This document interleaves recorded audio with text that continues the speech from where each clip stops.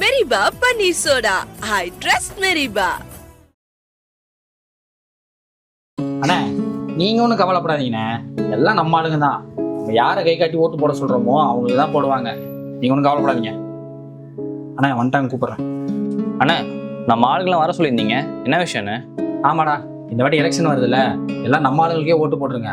வேற யாருக்காச்சும் மாத்தி குத்திடாதீங்களா? மற்ற சமூகத்துல இருந்து நம்ம சமூகத்துக்கு வர பிரச்சனைக்கெல்லாம் நாங்க தான் குரல் கொடுக்குறோம், புரியுதா? நம்ம ஆளுங்கன்னு சொல்றீங்களே தவிர நம்ம ஆளுங்களுக்கு ஒரு நல்லதும் பண்ணலையே. என்ன சொன்ன? ஏங்க அவங்க ஏதோ தெரியாம பேசிட்டாங்க, அவங்க அப்படி சொல்ல வரல. நம்ம ஆளுங்கன்னு சொல்லி ஓட்டு மட்டும் கேக்குறீங்க. நாங்க ஏதாச்சும் பிரச்சனைன்னு வந்து நின்னா யாருமே குரல் கொடுக்க மாட்டீங்க, அதை தான் அவங்க அப்படி கேட்குறாங்க. என்னம்மா இப்படி பேசிட்டு இருக்க?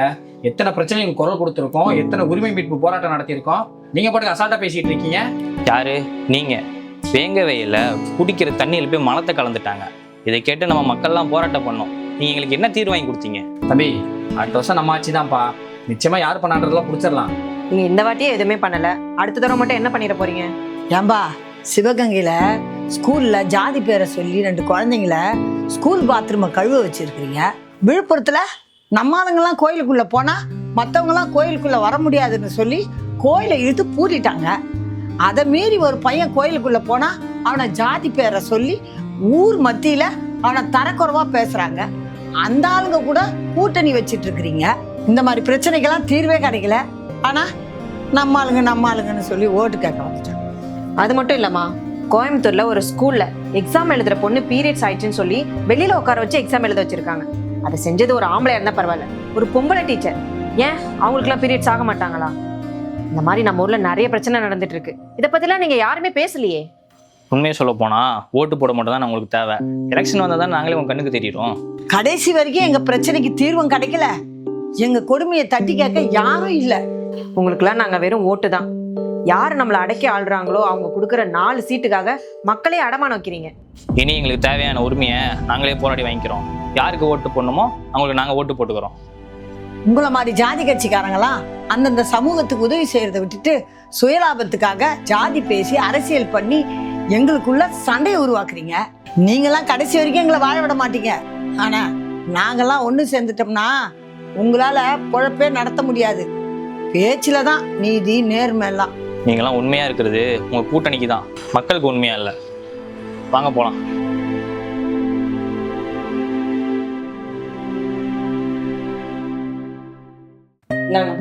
ஃபைல்லாம் செக் பண்ணிட்டேன், நீங்க ஒர்க்கை ப்ரொசீட் பண்ணுங்க.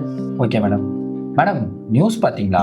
வெயில் காலம் ஆரம்பிச்சதுனால நிறைய இடத்துல தண்ணி பஞ்சம் வர ஆரம்பிச்சிருச்சா? உங்க அப்பா அம்மா கூட விவசாயம் தானே பண்ணிட்டு இருக்காங்க. அந்த கிராமத்துல எப்படி மேடம் இருக்கு? எங்க ஊர்ல தண்ணி பஞ்சம்லாம் வராது. என்ன மேடம் சொல்றீங்க? எப்படி? எங்க ஊர்ல தான் குடிமராமத்து திட்டம் இருக்கு, அதனால எங்க ஊர்ல தண்ணி பஞ்சம்லாம் வராது. குடிமராமத்து திட்டம்னா என்ன மேடம்? சொல்றேன், தெளிவா கேட்டுக்கோங்க. ஒரு விவசாயத்துக்கு முக்கியமா தேவைப்படுறது தண்ணி தான். வெயில் அதிகமா இருக்கும்போது தண்ணி பஞ்சம் வரும். அதெல்லாம் சரி பண்றதுக்காக நம்ம முன்னோர்கள் அந்த காலத்திலேயே செயற்கையா நீர்நிலைகளை உருவாக்குனாங்க. அண்ணா, நம்ம திருச்சியில் இருக்க கல்லணை, கடலூர் இருக்க வீராணம் ஏரி, அப்புறம் நம்ம சென்னை கூட செம்பரம்பாக்கம் ஏரி இருக்குல்ல, அந்த மாதிரி ஏரிகள் தானே? ஆமா, ஒரு கிராமத்துல இருக்க மக்கள் எல்லாரும் சேர்ந்து ஒரு நீர்நிலையை உருவாக்குவாங்க. அதுக்கு பேர் தான் குடிமராமத்து திட்டம். அப்புறம் எங்கள் கிராமத்தில் கூட எங்கள் தாத்தா கூட இருக்கவங்க எல்லாருமே ஏரி வாரியை நானே பார்த்துருக்கேன்னு. நம்ம காலம்போக்கில் அப்படியே இதெல்லாம் மறந்துட்டோம். அதனால தண்ணி பஞ்சம் வந்துருச்சு. விவசாயிகள் நிறைய பேர் பாதிக்கப்பட ஆரம்பிச்சாங்கண்ணே. ஆனால் இதெல்லாம் புரிஞ்சுக்கிட்டு நம்ம எடப்பாடி பழனிசாமி இருக்கார்ல, அவர் தான் இந்த குடிமராமத்து திட்டத்தை கொண்டு வந்தார். அப்படியா? ஆமா, 2016-17 சுமார் 100 கோடி ரூபாய் செலவு பண்ணி 30 டிஸ்ட்ரிக்ட்ல 1500க்கும் மேல ஏரிகளை உருவாக்குனாங்க. அதுல எங்க கிராமமும் ஒண்ணு. ஓ, இந்த திட்டத்தினால இவ்வளவு பயனடைஞ்சிருக்காங்களா? இந்த திட்டத்துல 13,62,000 விவசாய நிலம் பயனடைஞ்சிருக்கு. அது மட்டும் இல்ல, 2017-18 300 கோடி ரூபாய் செலவு பண்ணி 1500க்கும் மேல ஏரிகளை உருவாக்கியிருக்காங்க. இதுல 28 லட்சம் ஏக்கர் விவசாய நிலம் பயனடைஞ்சிருக்கு. 2019-20 500 கோடி ரூபாய் செலவு பண்ணி 1800க்கும் மேல ஏரிகளை உருவாக்கியிருக்காங்க. இதனால 15 லட்சம் ஏக்கர் விவசாய நிலம் பயனடைஞ்சிருக்கு. ஓ, இந்த மாதிரி ஏரி கிணறு குளம்னு இவ்வளோ கட்டி கொடுத்துருக்காங்களா? அது மட்டும் இல்ல, ஏரி குளம் கட்டுறதுல ஏதாச்சும் பிரச்சனையோ குறையோ இருந்துச்சுன்னா அரசு சேவை பண்றதுக்காக வெப்சைட் கூட இருக்கு. அப்புறம் வேலைலாம் ஒழுங்கா நடக்கிறது செக் பண்றதுக்காக ட்ரோனை பார்க்க விட்டு சூப்பர்வைஸ் கூட பண்றாங்க. அது மட்டும் இல்லைண்ணே, இவங்க ஏரி வர மண்ணெல்லாம் இருக்குல்ல, அதெல்லாம் மக்களோட சொந்த பயன்பாட்டுக்கே கொடுத்துருக்காங்க. அப்புறம் நிறைய இலவசமாக தானிய விதைகள்லாம் கொடுத்துருக்காங்க. அப்புறம் அந்த தண்ணி எப்படி சேமிக்கிறதுன்னு மக்கள் நிறைய அவேர்னஸ்லாம் சொல்லியிருக்காங்க. சே, அப்போ இதனால விவசாயிகள்லாம் எவ்வளோ பயனடைஞ்சிருப்பாங்கல்ல?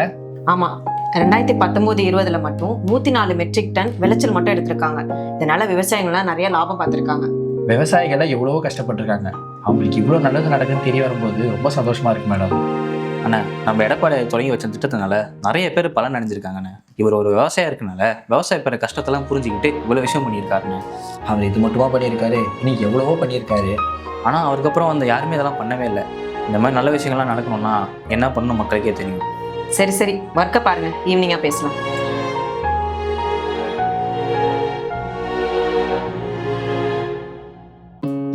கசி மா, நான் வேலைக்கு தானே போறேன், எனக்கு எதுக்கு கத்தி? எடுத்துக்கிட்டு போடி. காலத்துல யாரையுமே நம்ப முடியாது. அதுக்குன்னு நான் சொல்றத கேளு கௌசி. ஊர்ல நடக்கிறதெல்லாம் நியூஸ்ல பார்க்கும்போது எனக்கு ரொம்ப பயமா இருக்குடி. கொஞ்சம் ஜாக்கிரதையா இருவி. மா, அதெல்லாம் எதுவுமே ஆகாதம்மா, நான் பாத்துக்கிறேன். அலட்சியமா இருக்காத கௌசி. எனக்கு நீ இருக்கிறத ஒரே ஒரு பிள்ளை. உன்னை இழக்க நான் தயாரா இல்லை. ஊர்ல நடக்கிறதெல்லாம் நீ கண்ணால் தானே பார்த்துட்டு இருக்க. உனக்கு கொஞ்சம் கூட பயமா இல்லையா? மா, நான் தைரியமான பொண்ணு, எனக்கெல்லாம் எதுவும் ஆகாது, நான் பாத்துக்கிறேம்மா. நீ தைரியமான பொண்ணுன்னு எனக்கு தெரியும் கௌசி. ஆனா 2 வயசு குழந்தை கூட இந்த ஊர்ல பாதுகாப்பு இல்லை. இந்த ஊரு ரொம்ப மோசமா இருக்கு கௌசி. எனக்கு ரொம்ப கவலையா இருக்கு. நம்மளால என்னம்மா பண்ண முடியும்? எல்லாத்தையும் கடந்து தான் போகணும். இதெல்லாம் கடந்து போற விஷயம் இல்லை கௌசி.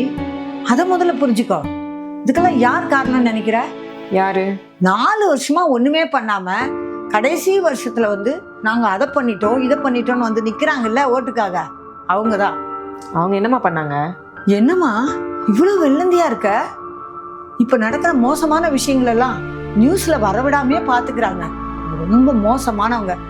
மக்களை பத்தின கவலை எதுவுமே அவங்களுக்கு கிடையாது. அவங்களுக்கு பணமும் பதவியும் தான் முக்கியம். என்னம்மா இப்படிலாம் பேசிட்டு இருக்க? ஃப்ரீயா பஸ் விட்டுருக்காங்க, மாசம் ஆச்சுன்னா 1000 ரூபாய் காசு கொடுக்குறாங்க. இப்ப கூட 5000 ரூபாய் போட்டாங்களே. என்ன கௌசி விவரம் புரியாம பேசுற? அடிப்படையான வசதி எதுவுமே செய்யாம காசு கொடுத்துட்டா மட்டும் எல்லாம் சரியாயிடுமா? இப்படிலாம் இருந்தா உன்னை ஈஸியா ஏமாத்திட்டு போயிடுவாங்க. அவங்க கொடுக்குற காசு எல்லாமே நம்ம காசு தான். நம்ம கிட்ட இருந்தே கொள்ள அடிச்சு நமக்கே திருப்பி கொடுக்குறாங்க. தெரியுமா உனக்கு? இவ்வளவு தப்பையும் பண்ணிட்டு நல்லவங்க மாதிரி நடிச்சிட்டு இருக்காங்க. இவங்களுக்கெல்லாம் இதாம்மா வேலை. ஹாஸ்பிட்டலு, ரோடு, இந்த மாதிரி விஷயங்கள்லாம் இவங்க கண்ணிலே படாது. ஏன் பொண்ணுங்களுக்கு நடக்கிற மோசமான விஷயத்துக்கெல்லாம் யார் பதில் சொல்லுவா? அவ்வளோ ஏன் இந்த ஊர்லயே இருந்துக்கிட்டு என் பொண்ணை நான் தனியா அனுப்ப எவ்வளவு பயந்துட்டு இருக்கேன் தெரியுமா? இதுக்கெல்லாம் அவங்க தான் காரணம். கவலைப்படாதீங்கம்மா, எல்லாம் கொஞ்ச நாள் தான், அப்புறம் எல்லாமே மாறிடும். இது ஒண்ணுதாம்மா எனக்கு ஆறுதலா இருக்கு.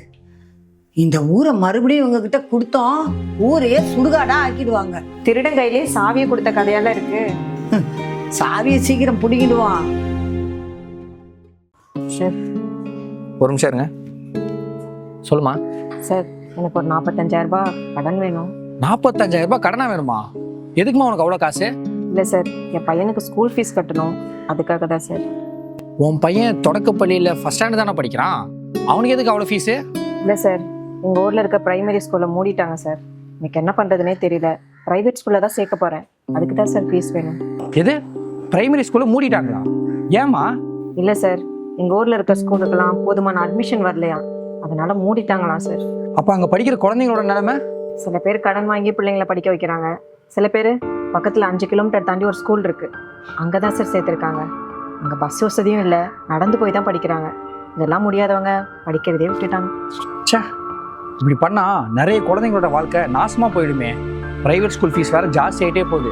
இப்போல்லாம் யூகேஜியில் ஏபிசிடி சொல்லிக் கொடுக்குறது கூட 35,000 ரூபாய் ஃபீஸ் வாங்குறாங்க. ஏபிசிடி சொல்லிக் கொடுக்குறதுக்கு எதுக்குமா 35,000 ரூபாய்? இப்பெல்லாம் பண்ணால் உங்களை மாதிரி கூலி வேலை பார்க்குறாங்க, துப்புரவு பணியாளர்கள்லாம் எப்படி ஃபீஸ் கட்டுவீங்க?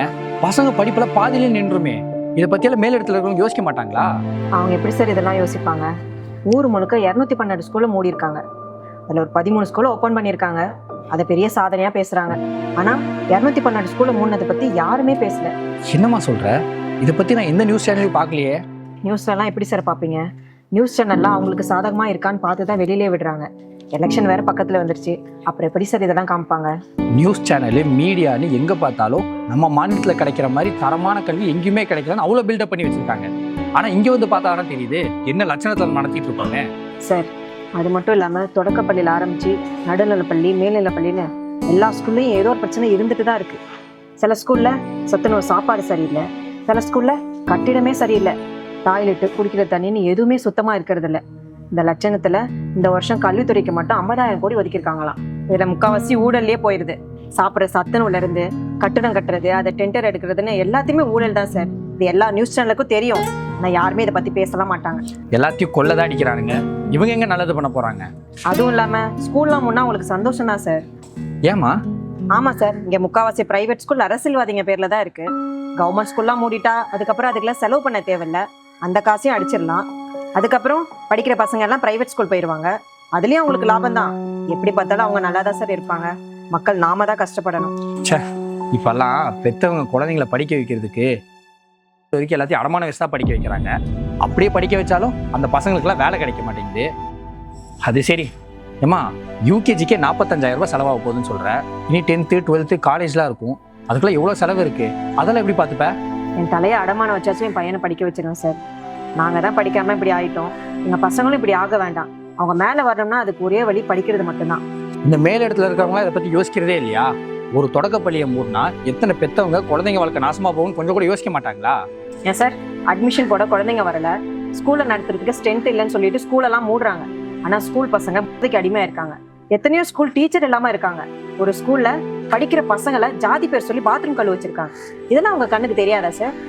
இதுக்கு முன்னாடி ஆட்சியில் இருந்தாங்களே, அவங்க மேலே 1000 குற்றச்சாட்டு வேணாலும் வைக்கலாம். ஆனால் அவங்க படிப்பு விஷயத்தையும் குழந்தைங்க விஷயத்தையும் கரெக்டாக இருந்தாங்க. ஆனால் இப்போ ஊரே சிரிக்குது. நேரம் வரட்டும் சார், இதுக்கெல்லாம் காலம்தான் பதில் சொன்னோம். அம்மா, இந்த 5 வருஷம் சிறப்பான ஆட்சி எப்படி இருக்குன்னு நினைக்கிறீங்க? சிறப்பா இருக்குப்பா. 40 வருஷத்துக்கு முன்னாடி ஐயாவுக்கு ஓட்டு போட்டோம், அதுக்கப்புறம் அவங்க பையனுக்கு ஓட்டு போட்டோம், இன்னைக்கு அவங்க பேரனுக்கு ஓட்டு போட போறோம். சிறப்பாவே ஆட்சி பண்றாங்க ஐயா. இந்த ஆட்சி தொடரணும்னு நினைக்கிறீங்களா? நிச்சயமாப்பா. ஏண்டா, உங்களுக்கு கொஞ்சம் கூட அசிங்கமா இல்ல? இந்த மாதிரி வேலை பார்க்கறதுக்கு எங்கேயாச்சும் போய் பிச்சை எடுங்க. மா, என்னம்மா அப்படி தப்பு பண்ணிட்டாங்க? ஏன் அப்படி திட்டுறாங்கள? என்ன பண்ணாங்களா? மேடம், நாங்கள் சிஎம்கே சேனல்லேருந்து வரோம். இன்னும் கொஞ்ச நாள் எலெக்ஷன் வரப்போகுது இல்லையா? இந்த ஆட்சி எப்படி இருக்குன்னு சொல்லுங்க. ரொம்ப கேவலமா இருக்கு.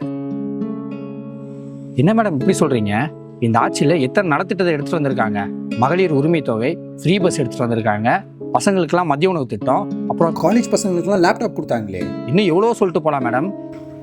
இது ஒன்றும் சிறப்பான ஆட்சி கிடையாது, சிரிப்பான ஆட்சி. இதெல்லாம் பார்த்தா என்ன லூஸ் மாதிரி இருக்கா? இந்த ஆட்சியில் எவ்வளோ கேவலமான விஷயம்லாம் நடந்துட்டு இருக்கு தெரியுமா? மேடம், என்ன மேடம் இப்படிலாம் சொல்றீங்க? இந்த 5 வருஷம் ஆட்சியில் எவ்வளோலாம் அட்டூழியம் நடந்துட்டு இருக்குன்னு தெரியுமா? கரண்ட் பில்ல இருந்து வீட்டு வரி வரைக்கும் எல்லாமே ஜாஸ்தி ஆயிடுச்சு. இது பார்த்தாதுன்னு கட்சிக்காரங்க கட்ட பஞ்சாயத்து ஆனவன்னு என்னென்னமோ பிரச்சனை நடந்துட்டு இருக்கு. இதெல்லாம் தாண்டி வயசான பாட்டில இருந்து 2 வயசு குழந்தை வரைக்கும் எவ்வளவு பேரை நாசம் பண்ணியிருக்காங்க தெரியுமா? எங்க பார்த்தாலும் பொருள். ஸ்கூல் பசங்கள்ல இருந்து காலேஜ் பசங்க வரைக்கும் எல்லாருமே கெட்ட பழக்கத்துக்கு அடிமையா இருக்காங்க. மேடம், போலீஸ் டிபார்ட்மெண்ட்லாம் இதை சரி பண்றதுக்கான வேலையை பார்த்துட்டு தான் மேடம் இருக்காங்க. கிழிப்பாங்க. ஏன் சார், ஸ்கூல் பசங்களுக்கு பொருள் எங்க இருக்குன்னு தெரியுது, இவ்வளோ பெரிய டிபார்ட்மெண்ட் வச்சிருக்காங்க, அவங்களுக்கு எங்க இருக்குன்னு தெரியாதா? சும்மா சாக்கு சொல்லாதீங்க சார். மேல இருக்கவங்களுக்கு இதெல்லாம் தெரியாமலா நடக்குது? மேடம், இதுக்கு முன்னாடி இருந்த ஆட்சியில் இதெல்லாம் நடக்கவே இல்லையா? இதுக்கு முன்னாடி ஒரு பொண்ணு சிஎம்மா இருந்தாங்க. அவங்க இருக்கும்போது பொண்ணுங்க மேல கை வைக்கிறதுக்கே அவ்வளோ பயந்தாங்க. அவங்க போனதுக்கு அப்புறம் இதெல்லாம் நடந்துட்டு தான் இருந்துச்சு. ஆனா இந்த அளவுக்கு இல்லை. எல்லாருக்கும் தெரிஞ்ச மாதிரி ஒரு 4 நல்லது பண்றாங்க, யாருக்கும் தெரியாத மாதிரி 400 தப்பு பண்றாங்க. இதை யாராச்சும் தட்டி கேட்டா ரவுடிங்க வச்சு மிரட்டுறாங்க. நினைச்சாலே எரிச்சலா இருக்கு. Thank you madam. நாங்கள் அப்படியே அடுத்த ஆளை கேட்க போயிடுறோம். இதெல்லாம் மறக்காம உங்க சேனல்ல போடுங்க. எந்த லட்சணத்துல ஆட்சி பண்றாங்கன்னு அப்பயாச்சும் உங்களுக்கு தெரியட்டும். Okay madam. டேய், அந்த பொண்ணு பேசுனது ரெக்கார்ட் பண்ணல தானே? அது எல்லாரும் திட்டிட்டு இருந்த கட்சிகிட்ட தானே நம்ம காசே வாங்கியிருக்கோம். அதெல்லாம் அப்போ டெலிட் பண்ணிட்டேனே. அடுத்த வாட்டி இந்த மாதிரி அதிகமாக இருக்கிறவங்களாம் இன்டர்வியூ எடுக்கக்கூடாதுடா. நம்ம போவோம், ஏதாவது இழிச்சு வாங்கி மாட்டுவான், அவனை இன்டர்வியூ எடுத்துடலாம். சரி, நான் உங்க சேனல்ல போய் பார்த்தேன். நான் பேசின எதுவுமே உங்க சேனல்ல போடல. மேல் இடத்துல இருக்கவங்களுக்கு சொம்பு அடிக்கிற மாதிரி தான் இருக்கு உங்க சேனல்ல இருக்கிறதெல்லாம். மேடம், ஃபுட்டேஜ் எடுத்து கொடுக்கறது மட்டும் தான் எங்கள் வேலை. அது எதை போடணும் போடக்கூடாதுன்றது மேல் இடத்துல இருக்கிறது தான் மேடம் முடிவு பண்ணுறாங்க. உங்களுக்குலாம் வெக்கமா இல்ல? கட்சியில இருக்கவங்க கிட்ட காசை வாங்கிட்டு அவங்க பண்ற தப்ப எதுவுமே சொல்லாம மக்களுக்கு தப்பான நியூஸை கொடுத்து கெட்டவங்களுக்கு ஜால்ரா அடிச்சிட்டு இருக்கீங்க. அட பாவீங்களா, ஊர்ல இவ்வளவு அநியாயம் நடக்குது, ஒரு விஷயத்த கூட சொல்ல மாட்டீங்களா? அவங்க எப்படி சொல்லுவாங்க? அவங்க வேலையே மேல இருக்கவங்க கிட்ட காசை வாங்கிட்டு அவங்க பண்ற தப்பெல்லாம் மறைச்சிட்டு மக்களை முட்டாளாக்குறது தான். ச்சே, இது தெரியாம 3 தலைமுறையா நாங்க ஓட்டு போட்டுட்டு இருக்கிறோம். எலெக்ஷன் வரட்டும், உங்களுக்கு இருக்குது. அண்ணே வாங்க, உஷாராயிட்டாங்க, போயிடலாம். ரொம்ப நன்றிமா. எங்கள் வயசில் இருக்கிறவங்களாம் காசை வாங்கின்னு ஓட்ட போடுறோம். எந்த தப்பையும் நாங்கள் கண்டுக்கிறதே இல்லை. ஆனால் நீங்களாம் அப்படி இல்லைம்மா, நல்லா சிந்திச்சு தான் ஓட்டு போடுறீங்க. பரவாயில்லம்மா, உங்களை மாதிரி ஆளுங்கெல்லாம் ஓட்டு காசை வாங்கிட்டு ஓட்டு போட்டுடுறீங்க. அவங்க நாட்டையே அழிச்சிடுறாங்க. ஆனால் எங்ககிட்ட இதெல்லாம் நடக்காது. நாங்கள் தான் ஏமாலியாக இருந்துட்டோம். ஆனால் நீங்களாம் அப்படி இல்லைம்மா, தப்பான ஆளுக்கு ஓட்டு போட மாட்டீங்க. நிச்சயமா நல்லாட்சி வரும். வணக்கம்மா. உங்கள் பேர் ஆதரவுனால போன வருஷம் நாங்கள் ஜெயிச்சிட்டோம். அதனால மக்களுக்கு நல்லது பண்ண முடிஞ்சுச்சு. இந்த வாட்டி எங்களே ஜெயிக்க வச்சிட்டீங்கன்னு வைங்க, நாங்கள் நல்லது பண்ணுறதை தொடருவோம்மா. நீங்களாம் திருந்தவே மாட்டீங்களா?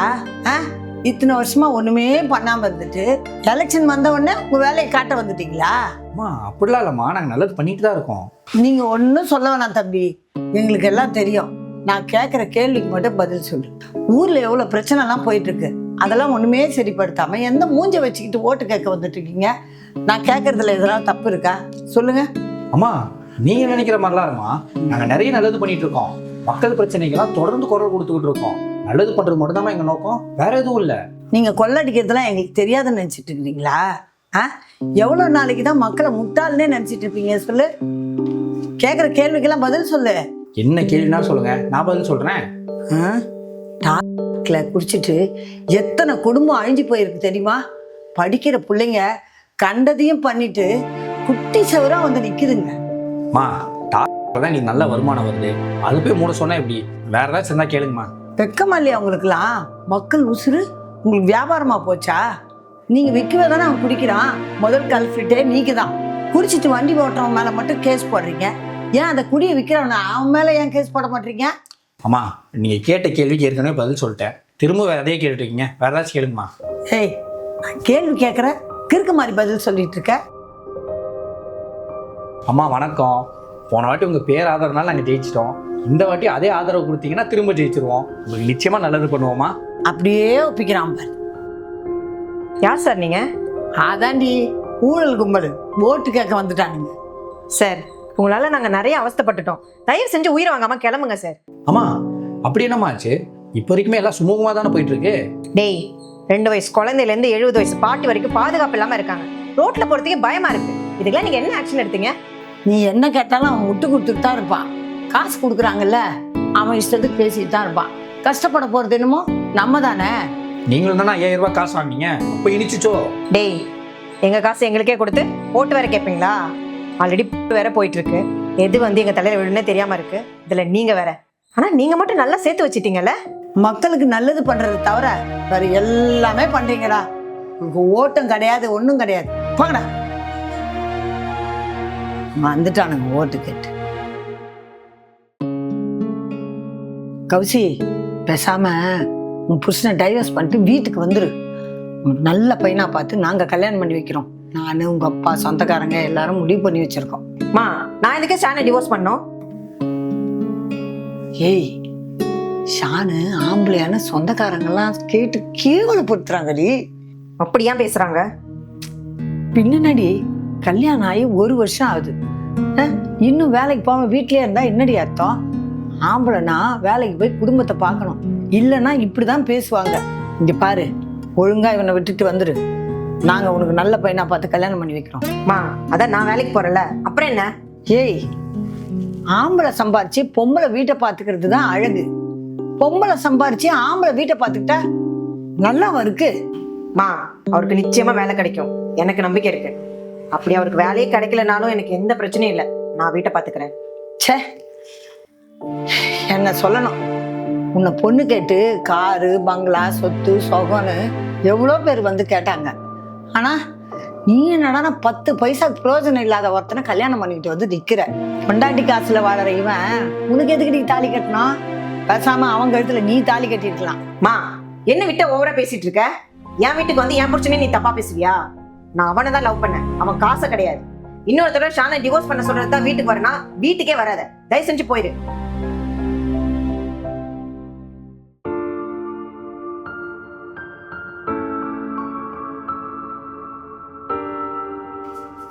இப்போ எதுக்கு அம்மா போட்டு அப்படி கத்திட்டு இருக்க? அவங்க என்ன பேசுனாங்கன்னு உனக்கு தெரியுமா? என்ன பேசுனாங்கன்னு தெரியும், கேட்டுட்டு தான் இருந்தேன். நீ ஆம்பளை இல்லைன்னு சொல்றாங்க, அதை கேட்டு நான் சும்மா இருக்கணுமா? ஏய், கொஞ்சம் உங்கள் அம்மா நிலைமை யோசிச்சு பாரு. உனக்கு எவ்வளோ நல்ல சம்பந்தம்லாம் வந்துச்சு, அதெல்லாம் விட்டுட்டு என்ன மாதிரி ஒரு பையனை கல்யாணம் பண்ணிக்கிட்ட. யாருக்கு தான் கோவம் வராது?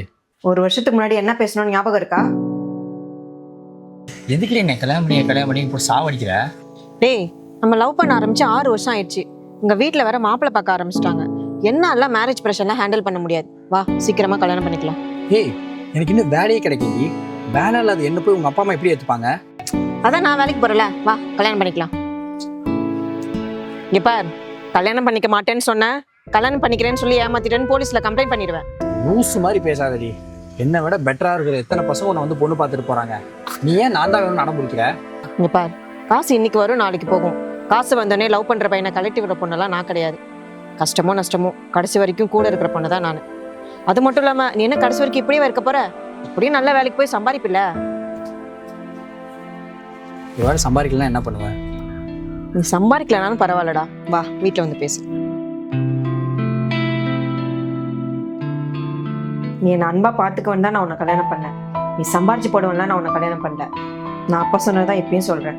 நீ வேலைக்கு போறியோ போலையோ, கஷ்டமோ நஷ்டமோ, சம்பாதிக்கிறியோ இல்லையோ, நான் அவன் கூட தான் லாஸ்ட் வரைக்கும் இருப்பேன். ஏன் புருஷன் தான் வேலைக்கு போய் பொண்டாட்டியை பார்த்துக்கணுமா? பொண்டாட்டி வேலைக்கு போய் புருஷனை பார்த்துக்க கூடாதா? இந்த மாதிரி ஒரு சப்போர்ட்டிங்கான லைஃப் பார்ட்னர் கிடைக்கிறது நான் கொடுத்து வச்சிருக்கணும். அம்மா, இன்னும் இந்த சாப்பாடு சாப்பிட்டு இருக்கீங்க? ஒன்றும் பிரச்சனை இல்லையே சார். இதுதான் எப்போ சாப்பிட்றேன். என்னது, எப்பவும் இதான் சாப்பிட்றீங்களா? இருங்க, கேண்டீன் மேனேஜர் பிரசாந்த் கூப்பிட்றேன். ஹலோ பிரசாந்த், இங்கே இருக்கீங்க? மேலே ஆஃபீஸ்க்கு வாங்க, உங்கள்கிட்ட கொஞ்சம் பேசணும்.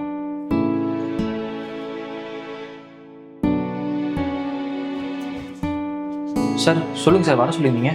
என்ன பண்ணிட்டு இருக்கீங்க? ஆஃபீஸில் வேலை பார்க்குற எல்லாருக்கும் ஒரே சாப்பாடு போகணும் தானே சொல்லியிருக்கேன். இன்னைக்கு மெனியூவில் பிரியாணி போட்டுருக்கு. இவங்க என்னன்னா இந்த சாப்பாடு சாப்பிட்டுட்டு இருக்காங்க. சார் நீங்கள் சொல்கிற மாதிரி சார் எனக்கு சாப்பாடு போட்டுட்டு இருந்தோம். ஆனால் என்ன? இல்லை சார், கௌசல்யா மேடம் தான் சார் இந்த சாப்பாடு கொடுக்க சொன்னாங்க. கௌசல்யாவா? அவங்க அப்படி சொன்னாங்க சார். அதை வந்து ஆபீஸ்ல வேலை செய்யற நாங்களே சாப்பிடறதுக்கு வெயிட் பண்ணிட்டு இருக்கோம். நீ என்ன சாப்பாடு வாங்கிட்டு வந்து நிக்கிற? ஆஃப்டர் ஆல் ஆபீஸை கிளீன் பண்ற வேலை தானே செய்யற. நீயும் முன்னாடி சாப்பாடு வாங்கிட்ட, இப்ப நாங்களே என்ன பட்டி கிடக்கிறதா? என்னம்மா பசி மயக்கம், காலிலேருந்து எதுவும் சாப்பிடல, அதனால தான் சாப்பிடலான்னு வந்தேன். இந்த ஆபீஸோட மேனேஜர் நான், என்னைய எதிர்த்து பேசுறியா? சாப்பாட்டை கொடு. உனக்கெல்லாம் பிரியாணி கேக்குதா? பிரசாந்த், சொல்லுங்க மேடம். இவங்களுக்குலாம் எதுக்கு பிரியாணி கொடுக்குறீங்க? சாதாரண சாப்பாடு கொடுக்க வேண்டியது தானே? மேடம், ஆஃபீஸில் இருக்க எல்லாத்துக்கும் ஒரே சாப்பாடு தான் உங்களுக்கு போகணும், அதான் ரூல்ஸ். இந்த ஆபீஸோட மேனேஜர் நான் சொல்றதை செய்யுங்க. இவங்கெல்லாம் இந்த சாப்பாடு சாப்பிட்டா அப்ப இவங்களுக்கும் எங்களுக்கும் என்ன வித்தியாசம் இருக்கு? அங்க என்ன பாக்குற? நான் என்ன சொல்றேனோ அதை மட்டும் செய்.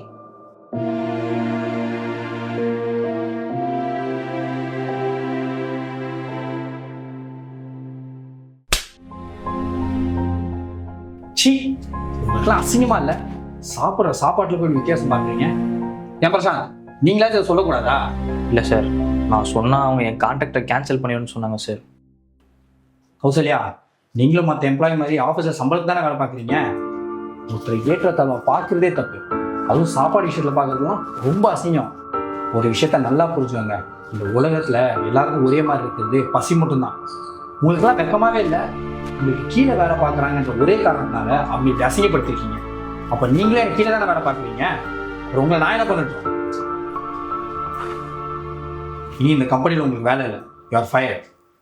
நீங்கள் எந்த விஷயத்தில் இந்த தப்பு இருந்தாலும் உங்களை மன்னிச்சு விட்டுருப்பேன். சாப்பாடு விஷயத்தில் பண்ணாலும் என்னால் அக்செப்டே பண்ணிக்க முடியல. ஒழுங்குறை இதை கிளம்புங்க.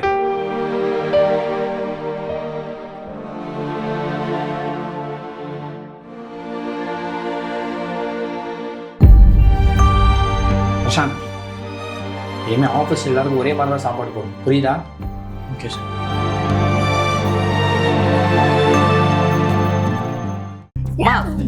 விடுமா, இப்போ என்னமா நினச்சி அக்கா போட்டு அடிச்சிட்டு இருக்க? ஏய் சும்மா இவன் என்ன பண்ணிருக்கா தெரியுமா? இவன் பண்ண காரியத்தால குடும்பம் மான மரியாதை எல்லாம் போச்சுடா. ஏம்மா, இப்போ அக்கா அடிக்கிற அளவுக்கு என்னம்மா ஆச்சு?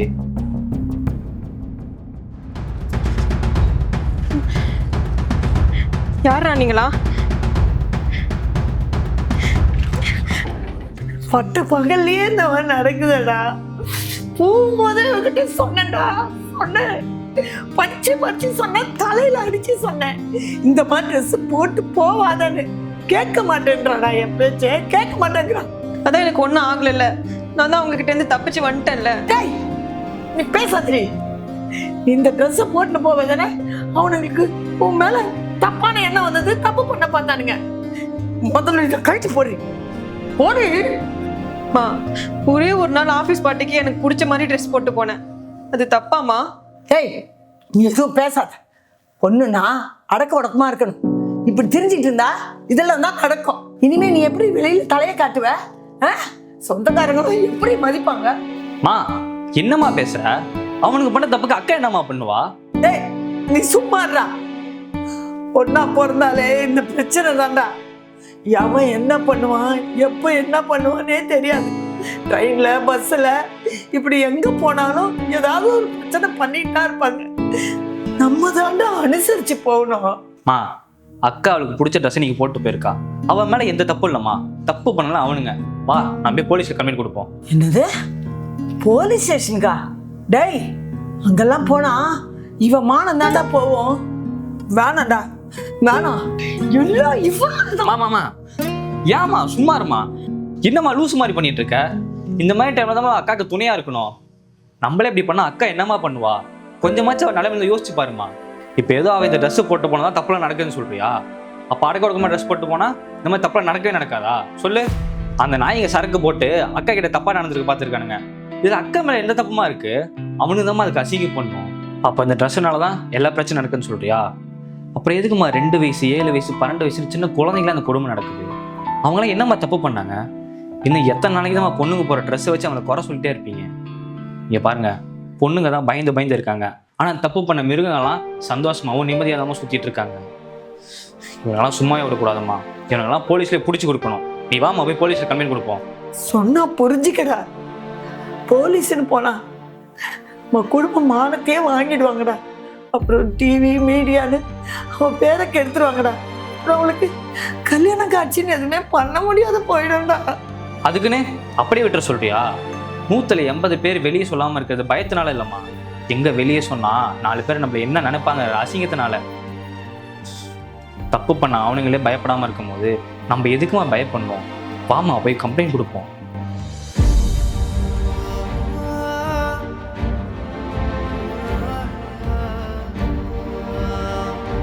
எதுக்கும் கவலைப்படாது.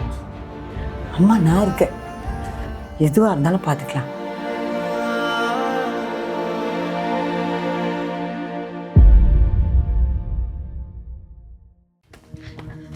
மா என்னமாச்சு, ஏன் ஓடிக்கிறீங்க? அவங்க என்ன ஃபாலோ பண்றாங்க சார், பயமா இருக்கு சார். நீங்க கவலைப்படாதீங்க, நான் பாத்துக்கிறேன். அந்த பொண்ணா? இல்லடா. சரி போ பாப்போம். அம்மா நீங்க ஒன்றும் பதட்டப்படாதீங்க, அவங்க போயிட்டாங்க. ரொம்ப நேரமா ஃபாலோ பண்ணிட்டு இருக்காங்க சார். நீ போட்டிருக்கிற ட்ரெஸ் ஒழுங்கா இருக்கா? இப்படி ட்ரெஸ் போட்டிருந்தா 4 பேர் பார்க்க தான் செய்வாங்க. இது மாதிரி தான் நடக்கும். ஊரை குறை சொல்ல வந்துட்டேன். தேவையில்லாம பேசாதீங்க. எனக்கு எந்த ட்ரெஸ் கம்ஃபர்டபுளா இருக்கோ அதை தான் நான் போட முடியும். ஓ, இப்போ இந்த மாதிரி ட்ரெஸ் பண்றதுலாம் தான் வசதியா போச்சா? இப்படி ட்ரெஸ் பண்ணிக்கின்னு ரோட்ல மினிக்கிட்டு நின்னா 4 பேர் பார்க்க தான் செய்வாங்க. இதெல்லாம் தான் நடக்கும். 4 பேர் பார்க்கணும் தானே இப்படி ட்ரெஸ் பண்ணிக்கிட்டு வரீங்க. உங்களுக்குலாம் வயசாயிருக்கே தவிர கொஞ்சம் கூட மூளை வளரல. ஒரு பொண்ணா இருந்துட்டு ஒரு பொண்ணு போட ட்ரெஸ்ஸை பார்த்து கேவலமா பேசிட்டு இருக்கீங்க. உனக்கு என்ன, பொண்ணுங்க ட்ரெஸ் பண்ணிக்கின்னு வந்தா நல்லா ரசிச்சு பார்ப்பேன். போறது பொண்ணுங்க மானம் தானே. ஊர்ல பாதி பிரச்சனையே இந்த மாதிரி பொண்ணுங்களால தான். போதும், நானும் பார்த்துட்டே இருக்கேன். ஓவரா பேசிட்டு இருக்கீங்க. தப்பா பாக்குறவன் மேலதான் தப்பு. எனக்கு என்ன ட்ரெஸ் பிடிச்சிருக்கோ அதை தான் நான் போட முடியும். அவன் பாக்குறான் இவன் பாக்குறான்னா அது அவன் பிரச்சனை. சும்மா எங்களே வந்து அடக்கிக்கிட்டேன். உங்களுக்கு இந்த மாதிரிலாம் ட்ரெஸ் போட முடியலன்னு போறாம. எங்களுக்கெல்லாம் வெக்கம் மானம் மரியாதை எல்லாம் இருக்குது. அதனால தான் அந்த காலத்துலேருந்து இந்த காலம் வரைக்கும் ஒழுங்காக ட்ரெஸ் பண்ணுறோம். உங்களுக்கு தான் எந்த இடத்துல எப்படி இருக்கணும்னு தெரியல, அறிவு இல்லாமல் இருக்கிறீங்க. இதில் நான் உன்னை பார்த்து பொறாமப்படுறேன். நான் பொறாம லூஸ் மாதிரி பேசிட்டு இருக்காதீங்க. உங்களுக்கு அவ்வளோதான் லிமிட். நீங்களும் தான் இடுப்பு தெரியுற மாதிரி சாரி கட்டியிருக்கீங்க. அப்போ நீங்களும் அரைக்குறையா ட்ரெஸ் போட்டிருக்கீங்களா? மேடம் கோவப்படாதீங்க மேடம். ஏமா வயசாயிடுச்சேன்னு பார்த்து மரியாதை கொடுத்து பேசிட்டு இருந்தா வாய்க்கிலேயே பேசிட்டு இருக்க. உனக்கு வயசாயிடுச்சே தவிர கொஞ்சம் கூட மூளை வளரல. ஒரு பொண்ணா இருந்துட்டு ஒரு பொண்ணு போட ட்ரெஸ்ஸை குறை சொல்லிட்டு இருக்க. உங்களுக்குலாம் இப்போ சொன்னால் புரியாது. கொஞ்சம் முன்னாடி 2 பேரும் பின்னாடி வந்தானுங்களே, அந்த மாதிரி தினம் நடக்கும். அப்போ புரியும். கேட்டா கேட்டுப்பாங்க. சி இப்படி பேசிட்டு போறாங்க பாருங்க. உங்களுக்குலாம் கொஞ்சம் கூட அறிவு இல்லை.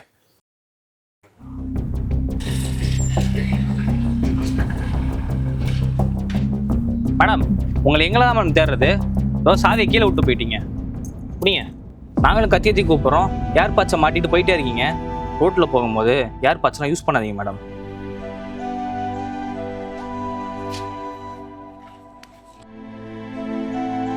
மேடம், நான் அப்போ சொன்னதான் இப்போவும் சொல்கிறேன். நம்ம பார்க்குற பார்வையில் தான் இருக்குது. அந்த அம்மா அவங்கள பார்த்ததுக்கும் நீங்கள் அவங்கள பார்த்ததுக்கும் ஒரு வித்தியாசமும் இல்லை. நம்ம யாரையுமே அவங்க போடுற ட்ரெஸ்ஸை வச்சோ அவங்களோட உருவத்தை வச்சோ ஜட்ஜ் பண்ணவே கூடாது மேடம். மெரிபா பன்னீர் சோடா. I trust மெரிபா.